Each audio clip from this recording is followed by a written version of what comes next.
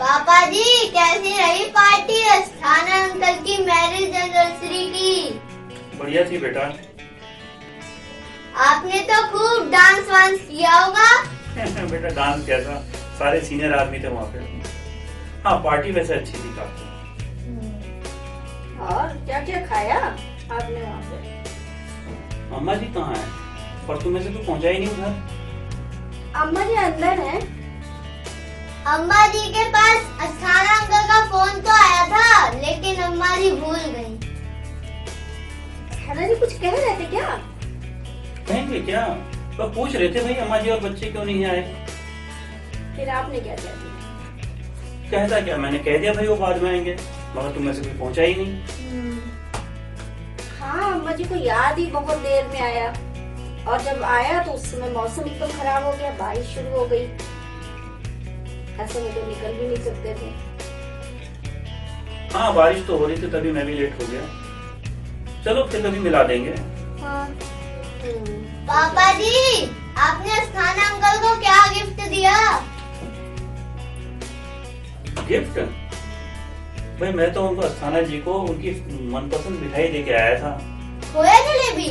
हाँ तुम्हें कैसे मालूम?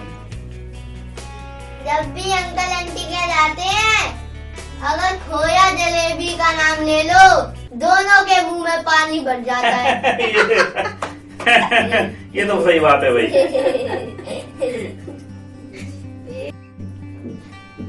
निखिल अम्मा जी को देखो क्या कर रही हैं। अभी देखता हूँ माँ, अभी।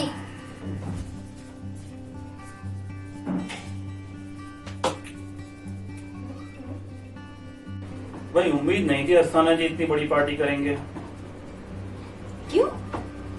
ज्यादा लोग आए थे क्या? कम से कम 400-500 लोग तो रहे होंगे। अच्छा, तो टेंट वगैरह लगवाया होगा। टेंट? भाई उनकी छत ही इतनी बड़ी है, 500 गज की तो छत है उनकी। हाँ 500 गज का प्लॉट है उनका, और लगभग पूरा ही बना हुआ है, और बहुत ही अच्छा बनवाया उन्होंने। लगभग हर कमरे में उनके यहाँ हवा और रोशनी आती है। हाँ ये बात तो है भाई। भाई कहीं भी बैठो हर जगह हवा और रोशनी तो भरपूर आती है। माँ अम्मा जी तो सो रही हैं। पापा जी फोन देना। क्या सो गई? अभी तो खाना भी नहीं खाया। कोई नहीं, थक गई होंगी, आंख लग गई होगी उनकी।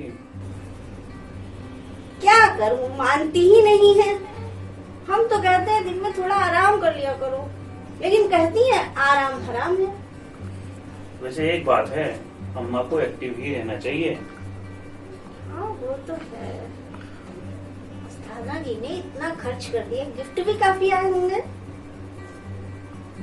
अरे हाँ, वो अपने सुरेश जी है ना, उन्होंने अस्थाना जी को एक गोल्ड की चेन और मिसेज अस्थाना को एक गोल्ड का सेट दिया है।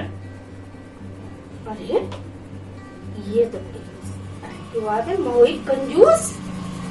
जो कहता था किसी को एक कप मारे कंजूसी के चाय तो पिला नहीं पाते, उनका इतना बड़ा दिल हो गया कि चेन और सोने का सेट दे दिया।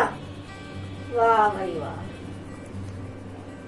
भाई एक बात है, चलो मान लिया कंजूस जितने भी हैं भाई, लेकिन एहसान फरामोश बिल्कुल नहीं है, और ये इस बात से साबित होता है। लेकिन मैं आपकी बात समझी नहीं। पूरे 8 साल हो गए थे सुरेश जी की शादी को, और बच्चे का सुख नहीं मिला था उन्हें। तब अस्थाना जी ने ही उन्हें अनाथ आश्रम से एक बेटा और बेटी गोद लेने की सलाह दी थी, और कन्हैया के आशीर्वाद से सुरेश जी राजी भी हो गए उनको गोद लेने के लिए। हाँ ये बात तो है। अस्थाना जी ने केवल सलाह ही नहीं दी थी उन्हें, बल्कि पूरी कोशिश करके उन्हें 2 बच्चे दिलवा भी दिए थे, चिंकी और मिंकी। बच्चे भी तो आए होंगे, अब तो बड़े हो गए होंगे। हाँ आए थे, बहुत सुंदर है दोनों बच्चे। वैसे अस्थाना जी का यह कहना बिल्कुल सच है कि बच्चे को क्या मालूम कि उसके माँ बाप कौन है। हमने बता दिया और बच्चा मान लेता है कि ये हमारे माँ है, ये पिता है, ये चाचा है। सारे रिश्तों को मामा चाचा ताऊ हम बताते हैं, तभी तो वो जानता है। कोई पेट से सीख के तो नहीं आता है ना। हाँ, ये तो सच है भाई। हमें क्या मालूम हमारे माता पिता कौन है भाई। उन्होंने हमें बताया, हमने जब से आंखें खोली हम उन्हें अपने माता पिता मानते हैं। ये तो टेस्ट वेस्ट अब होने लग गए हैं जिससे पता चल जाता है कि कौन किसका बच्चा है। भाई मेरा तो ये मानना है कि अगर ऊपर वाले ने हमारी झोली नहीं भरी है तो हम किसी और के बच्चे को अपना लें और उसकी परवरिश करें, तो इसमें भलाई तो है। हाँ, और क्या, ये तो है ही है। हो सकता है वो हमारी सगी औलाद से भी ज्यादा होनहार और काबिल निकले। हाँ, ये बात तो बिल्कुल ठीक हो सकती है। आज सुरेश जी ने उसी एहसान को चुकाया है गोल्ड का गिफ्ट देकर। अस्थाना जी ने तो उनका जीवन सार्थक कर दिया बच्चे दिलवाकर। अन्यथा ना जाने लोग क्या क्या पीठ पीछे बात करते हैं। पीठ पीछे क्या भाई बकने वाले तो मुंह पर भी बकने लगते हैं भाई। एक बात तुमको बताते हैं। एक बार क्या हुआ, मैं था, मोहनलाल थे और अपने सुरेश जी थे। वो हम बैठ के अपना चाय पी रहे थे तो तभी मोहनलाल बोल पड़ा। क्या? बोला भाई सुरेश तुम्हारी बीवी बांझ है, उसे तो औलाद ना होनी, तुम दूसरी शादी कर लो। फिर सुरेश जी ने क्या कहा? ऐसा क्या, चुपचाप उठ के चला गया वहां से। और फिर मैंने ही मोहनलाल को बोला भाई मोहनलाल तुमको सुरेश जी से ऐसा नहीं बोलना चाहिए था। मोहनलाल चौड़ा हो गया। मैंने क्या बुरा कह दिया जो सुरेश उठ के चला गया? वैसे एक बात है, बदनाम औरतें होती हैं लेकिन आदमी भी कुछ कम नहीं होते हैं। चलो भाई अब आराम कर लिया जाए, थोड़ी थकान हो गई है। क्यों थकान क्यों हो गई? पार्टी में डांस वांस किया था क्या? अरे नहीं राधिका, हुआ क्या कि अस्थाना जी ने मेरी ड्यूटी हलवाई के पास लगा दी। मैं बैठे बैठे थक गया था। कुछ खाए वाएंगे नहीं क्या? खाना नहीं भाई, पेट बहुत ओवर हो गया है भाई। वहां पे जाके पूरा खाना खा लिया तब भी अस्थाना जी ने 2 पूड़ी अलग से डाल दी। जबरदस्ती खानी पड़ी अब। हाँ, खाने की बर्बादी तो कभी करनी ही नहीं चाहिए।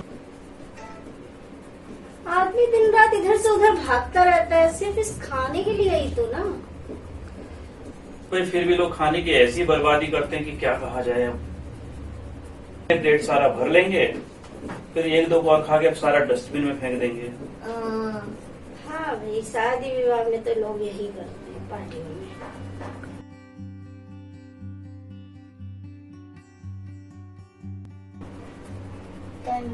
अरे 10 बज गए भाई। अरे तो में पता ही नहीं चला टाइम। मैं अपना फोन देखता ना, मैंने भी नहीं देखा।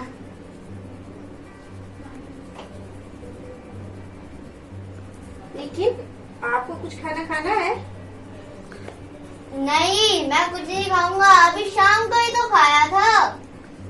हाँ भाई, इच्छा तो मेरी भी नहीं हो रही है कुछ खाने की। भाई ऐसा क्या खा लिया आप लोगों ने? बारिश हो रही थी, अम्मा जी ने आलू प्याज के पकौड़े बना लिए, वही चाय के साथ हम लोगों ने खा लिए। अच्छा, तभी अम्मा जी को आज जल्दी नींद आ गई। चलो चलो कोई नहीं, अब आराम किया जाए, है ना। अच्छा राधिका, कल मुझे ऑफिस सुबह जल्दी जाना है, ठीक है? कोई नहीं, जैसे आप 10 बजे आते हैं वैसे 9 बजे चले जाइएगा। भाई जिसमें बॉस खुश रहे वो काम करना चाहिए। 1 घंटा इधर या 1 घंटा उधर। माँ मुझे नींद आ रही है। हाँ तो सो जाओ भाई। Good night. Okay, good good night पापा जी, गुड नाइट माँ। गुड नाइट बेटा।